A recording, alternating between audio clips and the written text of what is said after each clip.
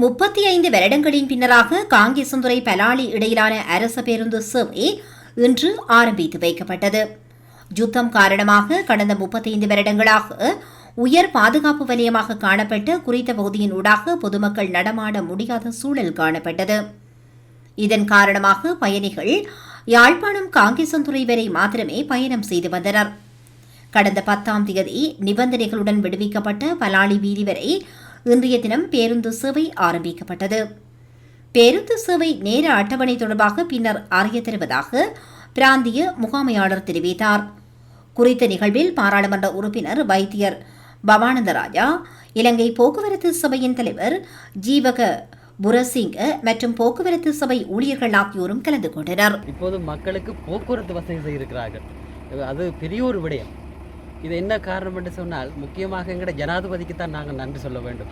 என்ன இது முக்கியமாக எங்களுடைய அமைச்சர் இருக்கிறார், பாராளுமன்ற உறுப்பினர் இருக்கிறார்கள், சேர் இருக்கிறார். எனவே இந்த பாதையை திறந்ததில் நாங்கள் எல்லாரும் பெருமை அடைகின்றோம்.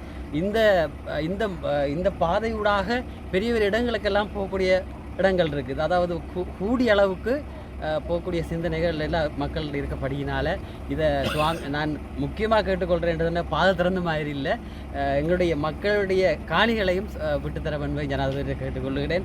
மற்றது எல்லாமல் இறைவனுக்கு நான் நன்றி சொல்ல வேண்டும். இந்த பாதைக்குரிய பஸ் போக்குவரத்தையும் எல்லாத்தையும் கொடுத்துருக்குறாங்க.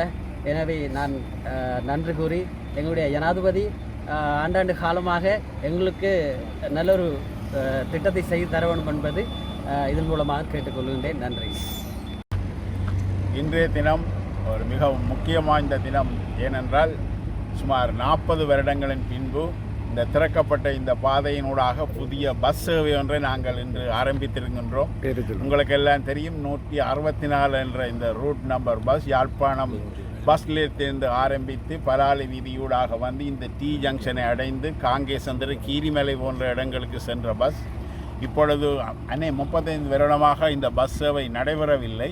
இப்பொழுது இந்த பாதை திறந்ததன் பின்பு மக்களின் வேண்டுகோளுக்கு இணங்கவும் அமைச்சரின் அறிவுறுத்தலுக்கு இணங்கவும் நாங்கள் இந்த பாதை ஊடாக இப்பொழுது பஸ் சேவையை ஆரம்பித்திருக்கின்றோம். எனவே இந்த பஸ் சேவையானது எல்லோருக்கும் ஒரு பயன்படக்கூடியதாக இருக்கும். அத்தோடு இந்த பஸ் சேவை போகின்ற பாதைகளில் இருக்கின்ற காணிகளையும் விரைவில் நாங்கள் எல்லாம் விடுதலை செய்து மக்கள் குடியமர்ந்து இந்த பஸ் சேவையை முழுமையாக பயன்படுத்துகிற அளவுக்கு நாங்கள் இதை செய்தருவோம்.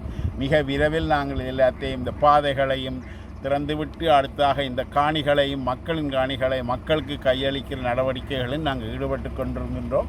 இதற்கு மேலதிகமாக நாங்கள் இன்னும் 2 பஸ் சேவைகளை ஆரம்பிப்பதற்கு உத்தேசித்துள்ளோம்.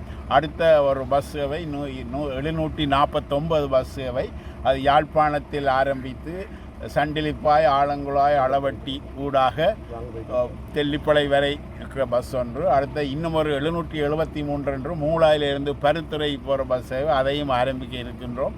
இவ்வாறாக மக்களின் நலன் கருதி நாங்கள் எல்லா வேலைகளையும் செய்து கொண்டிருக்கின்றோம். எனவே உங்கள் இந்த பஸ் சேவையை மக்கள் தாராளமாக பயன்படுத்தக்கூடியதாக இருக்கும்.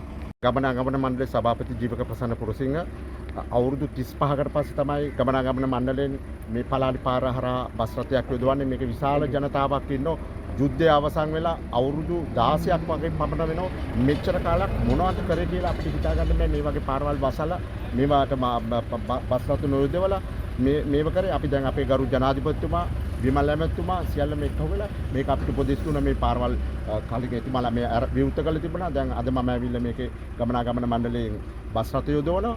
මේක මම හිතන්නේ දෙමළ ජනතාවත් සිංහල ජනතාවත් සියලු ජනතාවත්ම ඒක රාශි වෙන සම්දිස්ථානයක් වෙන්නත් පුළුවන්. මොකද අපි ඔක්කොම නෑදෑයෝ, ඔක්කොම වැසියෝ, ඔක්කොම රජවරු කියන කන්සෙප්ට් එකෙන් තමයි අපි වැඩ කරන්නේ.